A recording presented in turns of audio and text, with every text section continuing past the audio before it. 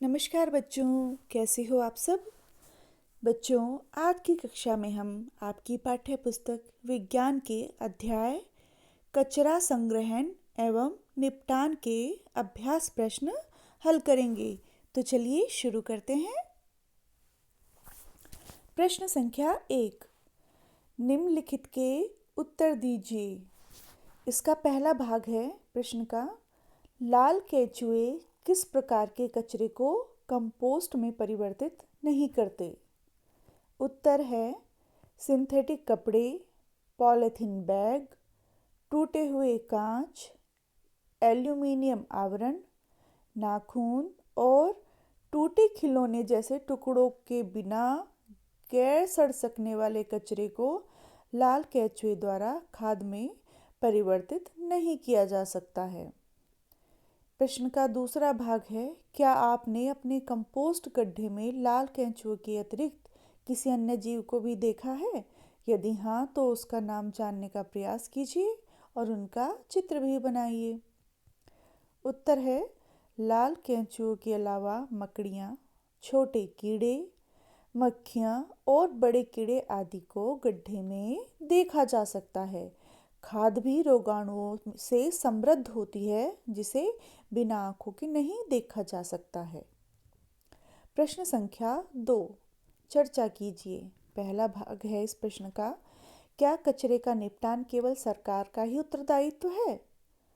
उत्तर, कचरा निपटान न केवल सरकार का उत्तरदायित्व है, बल्कि प्रत्येक नागरिक की जिम्मेदारी है। अगर हम इतना कचरा पैदा करते रहेंगे तो बड़े पैमाने पर बीमारियां बढ़ेंगी। प्लास्टिक, पॉलीबैग जैसे गैर बायोडिग्रेडेबल अपशिष्ट भी पर्यावरण के लिए हानिकारक कारकों को जोड़ते हैं। हमें कचरे के उत्पादन को कम करने के तरीकों को सुनिश्चित करना चाहिए। जहाँ भी संभव हो, हमें अपने दैनिक उपयोग में पुनरावर्तनीय सामग्री का उपयोग करना चाहिए।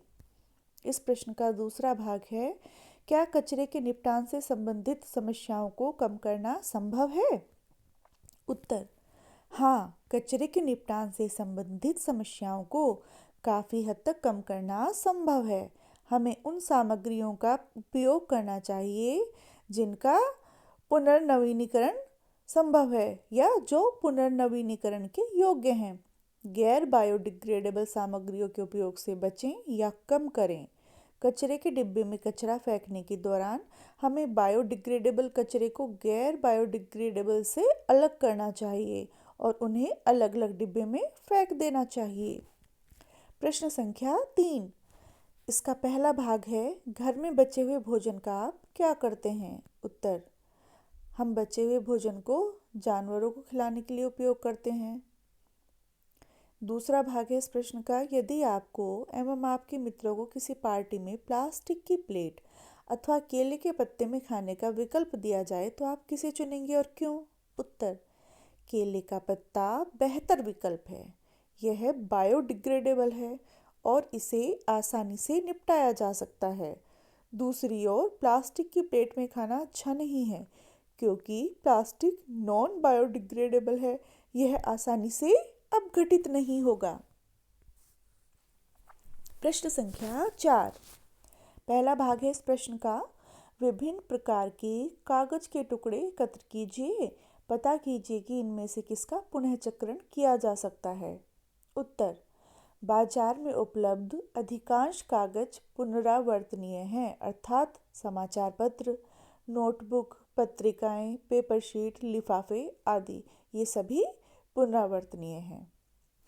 इस प्रश्न का दूसरा भाग है, लेंस की सहायता से कागजों के उन सभी टुकड़ों का प्रेक्षण कीजिए जिन्हें आपने उपरोक्त प्रश्न के लिए एकत्र किया था। क्या आप कागज की नई शीट एवं पुनः चक्रित कागज की सामग्री में कोई अंतर देखते हैं?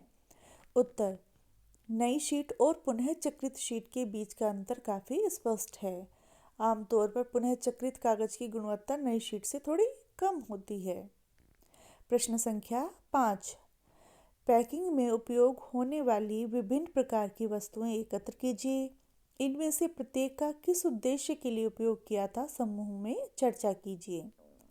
उत्तर, आमतौर पर उपयोग की जाने वाली विभिन्न प्रकार की पैकेजिंग सामग्री है कौन कौन सी? कार्डबोर्ड। जैसे क्या क्या पैक करने के लिए प्रयोग किया जाता है? जूता, साबुन, बल्ब और अन्य बक्से के रूप में उपयोग किया जाता है। प्लास्टिक बैग, खिलौने cover, sari bag, shopping bag आदि के लिए उपयोग किया जाता है। लकड़ी के बक्से, हार्डवेयर के लिए फलों की टोकरी और बक्से, इनका उपयोग किया जाता है।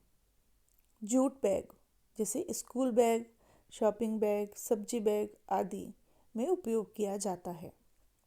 प्रश्न का दूसरा भाग है, एक ऐसा उदाहरण दीजिए जिसमें पैकेजिंग की मात्रा कम की जा सकती थी। उत्तर है, पैकेजिंग सामग्री का पुनः उपयोग करके हम पैकेजिंग सामग्री को कम कर सकते हैं।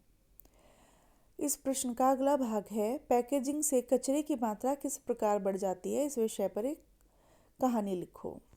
उत्तर, पैकेजिंग का मूल उद्देश्य उत्पाद को छेड़छाड़ से बचाना और उसकी ताजगी बनाए रखना है। हालांकि अधिकांश पैकेजिंग सामग्री का उपयोग उत्पाद को सुंदर बनाने तथा आकर्षक दिखने के लिए किया जाता है। दुर्भाग्य से पैकेजिंग सामग्री का एक बड़ा हिस्सा बेकार चला जाता है और कूड़ेदान में फेंक दिया जाता है। उदाहरण के लिए अधिकांश स्थानों पर कचरे के डिब्बे, चिप्स, बिस्कुट आदि के कूड़े से भरे हुए हैं। यह अनावश्यक रूप से कचरे की मात्रा को बढ़ाता है। यह अनावश्यक पैकेजिंग के कारण उत्पाद की लागत में भी वृद्धि करता है। हमें गंभीरता से विचार करना चाहिए कि अनावश्यक पैकेजिंग को कैसे कम किया जाए। प्रश्न संख्या 6, क्या आपके विचार में रासायनिक उर्वरक के स्थान पर अपेक्षाकृत कंपोस्ट का उपयोग उत्तम होता है? उत्तर, निम्नलिखित कारणों से रासायनिक उर्वरकों की तुलना में कोई संदेह खाद का उपयोग करना बेहतर है। कंपोस्ट तैयार करना बहुत आसान है। खाद पर्यावरण के अनुकूल है, जबकि उर्वरक हमारे स्वास्थ्य और पर्यावरण को नुकसान पहुंचा सकते हैं। कंपोस्ट हमारे पर्यावरण को प्रदूषित नहीं करती है।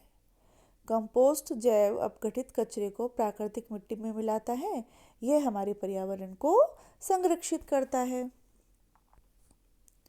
मुझे आशा है कि आपको इस अध्याय के प्रश्न उत्तर अच्छे से समझ आए होंगे। तो चलिए अगली कक्षा में फिर मिलते हैं एक नए विषय के साथ। धन्यवाद।